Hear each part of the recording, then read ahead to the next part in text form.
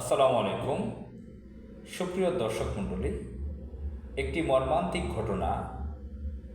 গত কয়েকদিন আগে আওয়ামী লীগের একজন কেন্দ্রীয় নেতা, কেন্দ্রীয় কমিটির সদস্য, তিনি ছাত্রলীগের সাবেক সাধারণ সম্পাদক। 1994 সালে তিনি ছাত্রলীগের কেন্দ্রীয় সাধারণ সম্পাদক ছিলেন। তার স্ত্রী ঢাকা বিশ্ববিদ্যালয়ের শামসুন্নাহার হলের ভিপি ছিলেন,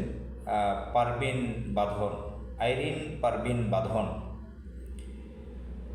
তো তিনি সিলেটের কানাইঘাট বর্ডার দিয়ে ভারতে পালাচ্ছিলেন, এমন সময় বিএসএফ তাকে গুলি করে হত্যা করে। তো এটা অনেক লেখালেখি হয়, অনেকে বলাবলি করছে, কিন্তু ভারতের বিএসএফ এবং পুলিশ সেটা স্বীকার করেনি।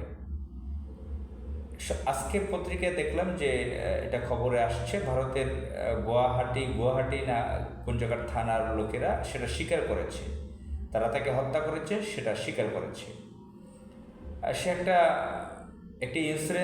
একটি বীমা কোম্পানিরও চেয়ারম্যান।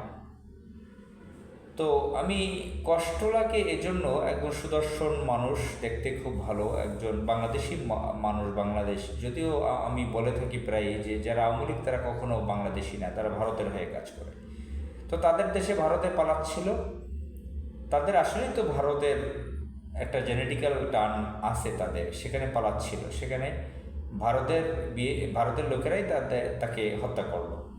এখন মনে পড়ছে, সুপ্রিয় বন্ধুরা, দর্শক মণ্ডলী, আপনারা জানেন যে বাংলাদেশি নাগরিকদেরকে নিয়মিত বর্ডারে হত্যা করে ভারতীয় বিএসএফ। একজন করে প্রায়ই হত্যা করে। এই ব্যাপারটা নিয়ে আওয়ামী লীগ সরকার অবৈধভাবে 16টি বছর রাষ্ট্র ক্ষমতায় ছিল, তারা কিন্তু এটার প্রতিবাদ করেনি। এটা নিয়ে কেউ যদি প্রতিবাদ করছে, তাদের বিরুদ্ধে আরও খেপেছে, তাদেরকে উল্টা তাদের উপর নির্যাতন চালিয়েছে, তাদেরকে হত্যা করেছে আওয়ামী লীগ অবৈধ সরকার। আজকে তারাই সে ভারতে পালাচ্ছিল বর্ডারে, তার মতন একজন লোক, যে আওয়ামী লীগ সরকারি দলের কেন্দ্রীয় কমিটির একজন সদস্য, নেতা, ছাত্রলীগের কেন্দ্রীয় সাবেক নেতা, তাকে ভারতের বিএসএফ হত্যা করলো। তাহলে ইতিহাস কি দাঁড়ালো, পরিণতি কি দাঁড়ালো? এই আওয়ামী লীগের নেতারা কি বিএসএফ কর্তৃক বাংলাদেশের লোকদের হত্যার প্রতিবাদ করেছিল? আজকে নির্মম পরিহাস যে তারাই আজকে সেই ভারতের বিএসএফের গুলিতে নিহত হচ্ছেন। মহান আল্লাহ তাআলা আমাদের দেশকে হেফাজত করুক। আসসালামু আলাইকুম।